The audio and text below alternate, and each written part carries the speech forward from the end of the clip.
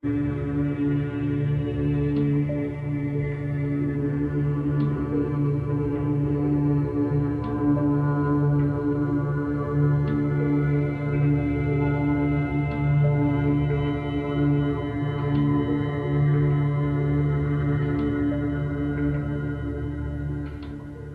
film you're about to see has no characters, it has no people. It is a film to describe to you and explain visually the effect of cymatic frequencies on texture, structure, water, oil. If you spare a little of your imagination as you watch this film as it runs, you will see many things that answer many questions. You will see living forms, living amoeba, almost animal-like creatures. You will see continents being formed, the earth itself coming into existence, explosions, eruptions, atomic explosions and bombs.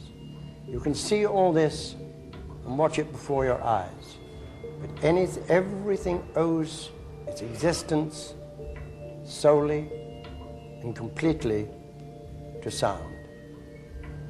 Sound is the factor which holds it together. Sound is the basis of form and shape. In the beginning was the Word, and the Word was God. We are told that this is how the world began and how creation took shape. If we put that into the modern idiom and say that into the great voids of space came a sound and matter took shape. Please watch carefully. What we see here is the effect of vibration on a specific substance. We use sand and lycopodium. The sand forms the lines. We can also use different shapes of plate. Here we have a triangular plate with a crystal attached to its underside. We change to a higher note and see a rather more complicated figure. But now we can also observe moving waves. Here the sand is flowing in a current. When the wavelengths are short, these currents produce a rotary effect. Areas become defined in which the particles are actually rotating.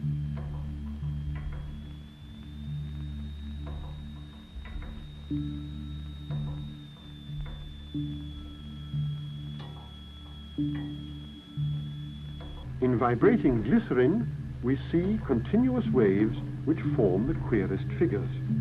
And yet, the extraordinary things we see here are simply and solely the effect of vibration.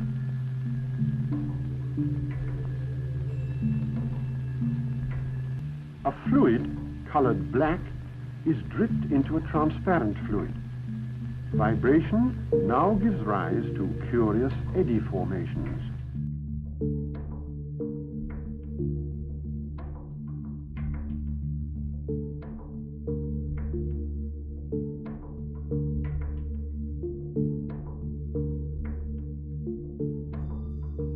Plastic substance is shaped into a ball by the wave trains of the vibrating membrane. The masses are jiggled round, but gradually proper spherical shapes are formed, created by nothing more than the vibratory process.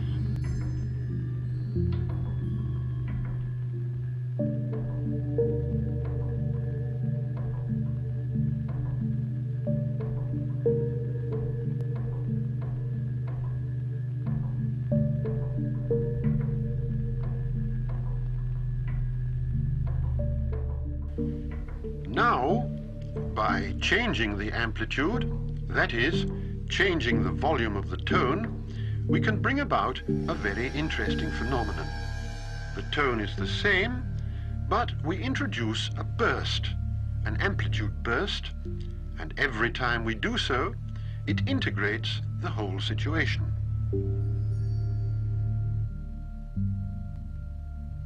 All materials and substances and the various states of aggregation behave in characteristic ways under the effect of vibration, or we can say that their behavior is specific. Here is a pulp. Here again, round shapes are formed, and circulation is set in motion.